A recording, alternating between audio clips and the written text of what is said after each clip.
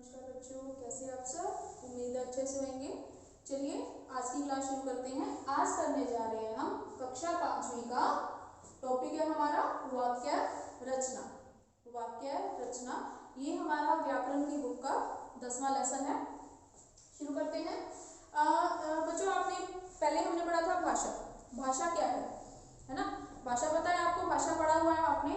भाषा की सबसे छोटी इकाई किसे कहा जाता है? भाषा की सबसे छोटी इकाई होती है बच्चों वर्ण। कोई भी भाषा हमने सीखनी है तो हमें उसकी सबसे छोटी इकाई यानी कि वर्ण पहले सीखने पड़ेंगे। वर्ण जब हम सीख जाते हैं तो वर्णों को मिलाकर बच्चों बनते हैं शब्द। एक या दो से अधिक वर्णों को मिलाकर बनते हैं शब्द और शब्दों को मिलाकर बनाए जाते हैं वाक्य।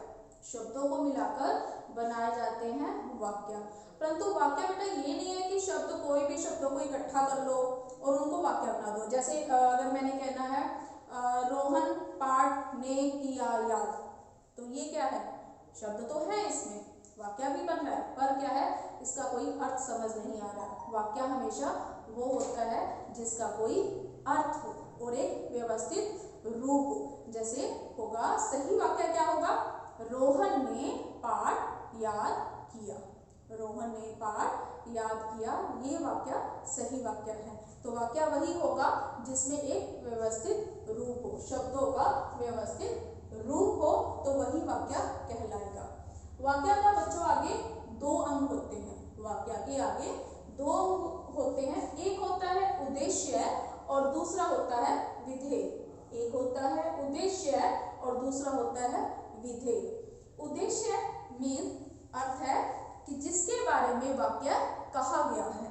जो वाक्य कहा गया है वो किसके बारे में क्या कहा गया है, वो होगा उद्देश्य। और उद्देश्य के बारे में क्या कहा गया है वो विधेय में आएगा। जैसे हमारे पास है रोहन पाठ याद करता है। अब किसके बारे में बात की गई है यहाँ पर? रोहन के बारे में। तो रोहन हो गया उद्देश्य और उसके बारे में क्या बात की गई है कि वह पाठ याद करता है। पाठ याद करता है वो क्या है? विधेय है। उद्देश्य और विधेय दो इसके अंग होते हैं वाक्य के आगे है बच्चों। वाक्य के आगे दो भाग हैं।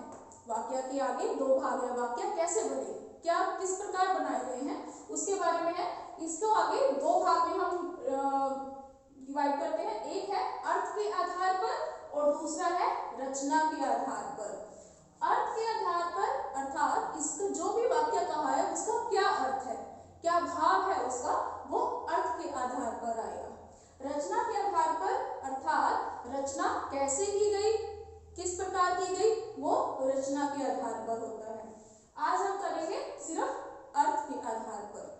अर्थ के आधार पर आगे हम इसे 8 भागों में डिवाइड करते हैं।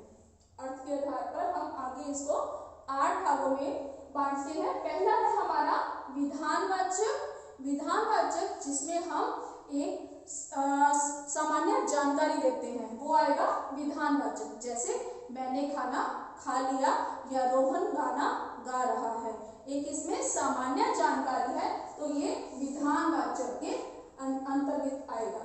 दूसरा है प्रश्नवाचक जिसमें कुछ प्रश्न किया जाए। जैसे मैं कहूँ क्या आपने खाना खा लिया, क्या रोहन खेलकर आ गया, उसमें मैंने क्या है प्रश्न किया है, तो ये प्रश्नवाचक के अंतर्गत आता है।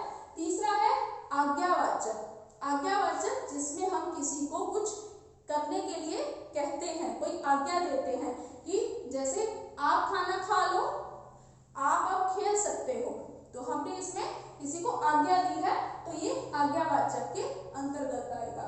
उसके बाद है चौथा है निषेधवाचक। निषेध यानी कि मना करना, ना करना। जैसे मैंने खाना नहीं खाया, मैं बाहर नहीं खेलूंगा, इसमें क्या है काम करने से इनकार किया जा रहा है, मना किया जा रहा है, तो ये निषेधवाचक में आएगा। आगे है पांचवा है इच्छावाचक। इच्छावाचक के अंदर जब किसी के लिए कुछ इच्छा की जाए, कोई कामना की जाए, कोई अभिलाषा की जाए या फिर किसी को कोई आशीर्वाद दिया जाए, तो वो इच्छावाचक में आएगा।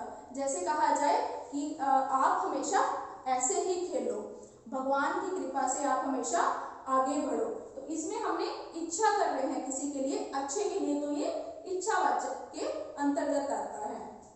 आगे है बच्चों छठे नंबर पर संदेहवाचक। संदेहवाचक जब कोई कार्य करने में संदेह हो, काम हुआ है या नहीं हुआ है, वो आ रहा है या नहीं आ रहा है, हम निश्चित नहीं है, संदेह है किसी भी चीज को लेकर, तो वो संदेहवाचक में आता है।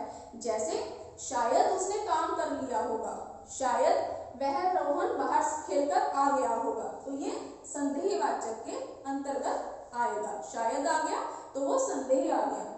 आगे है सातवां है संकेतवाचक। जब कोई एक वाक्य दूसरे की तरफ संकेत कर रहा है तो वह संकेतवाचक में आएगा। जैसे अगर अच्छे से नहीं खाओगी तो बीमार पड़ जाओगी, अगर अच्छे से नहीं खेलोगे तो आगे प्रतियोगिता में तुम नहीं भाग सकते। तो ये एक वाक्य दूसरे की तरफ संकेत कर रहा है, तो ये संकेतवाचक के अंतर्गत आएगा। आगे है आठवां विस्मयादिवाचक। इसके अंतर्गत क्या आता है? शोक, घृणा, शोक, घृणा या आश्चर्य से जो भी वाक्य होते हैं वो, जैसे अरे तुम तो अच्छे नंबरों से पास हो गए, वाह ये कितना सुंदर चित्र है। तो ये इसमें क्या है? आश्चर्य है या खुशी का भाव प्रकट हो रहा है, तो ये विस्मयादिवाचक के अंतर्गत आता है। होप आपको समझ आया होगा। अगला नेक्स्ट कक्षा में करेंगे। Thank you.